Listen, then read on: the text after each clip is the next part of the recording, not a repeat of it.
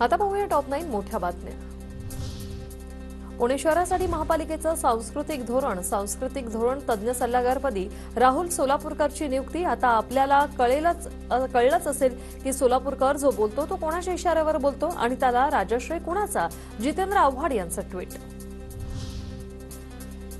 जरांगेंकडून उपोषणासारख्या पवित्र हत्याराचा खेळखंडोबा, लक्ष्मण हाकेंची टीका। उठसूट उपोषणाला बसून जरांगेंनी उपोषणाची वाट लावली, लक्ष्मण हाकेंचा जरांगेंवर हल्लाबोल। दीपक बडगुजर यांची मकोकापासून सुटका, सामाजिक कार्यकर्ते प्रशांत जाधव गोळीबार प्रकरणात बडगुजर यांना पोलीस महासंचालकांकडून दिलासा। दीपक बडगुजर हे ठाकरे गटाचे जिल्हाप्रमुख सुधाकर बडगुजर यांचे पुत्र।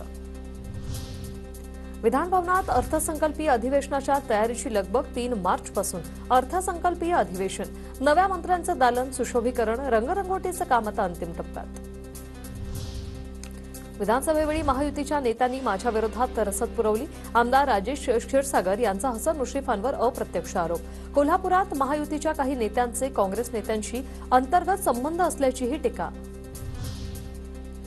मराठी माणसावर अन्याय झाला की लोक झोलरांकडे जात नाही, राज ठाकरेंकडे येतात। संदीप देशपांडेंचा आशिष शेलार यांना प्रत्युत्तर।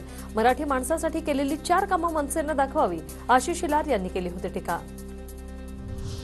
राज्यातील सर्व उर्दू शाळांची तपासणी होणार, मुख्यमंत्री देवेंद्र फडणवीसांचे आदेश। अल्पसंख्याक आयोगानं केलेल्या चौकशीतून अनेक उर्दू शाळेतले गैरप्रकार उघडकीस, घोटाळेबाजांना अटक करणार, राज्य अल्पसंख्याक विभागाचे अध्यक्ष प्यारे खान यांचा इशारा। माथे फिरू सेन्सॉर बोर्ड अधिकाऱ्यावर तात्काळ कारवाई करा, नामदेव ढसाळ यांच्या पत्नी मल्लिका ढसाळ यांची मागणी। सेन्सॉर बोर्डानं कोण नामदेव ढसाळ असा केला होता प्रश्न। जळगावच्या जामनेरमधील अँग्लो उर्दू प्रायमरी शाळेच्या मुख्याध्यापिकेनं खोटी जन्मतारीख दाखवून 6 वर्ष सेवाकाळ वाढवून घेतला। झकिया सुलताना अब्दुल रशीदकडून शासनाची 70 लाखांची फसवणूक।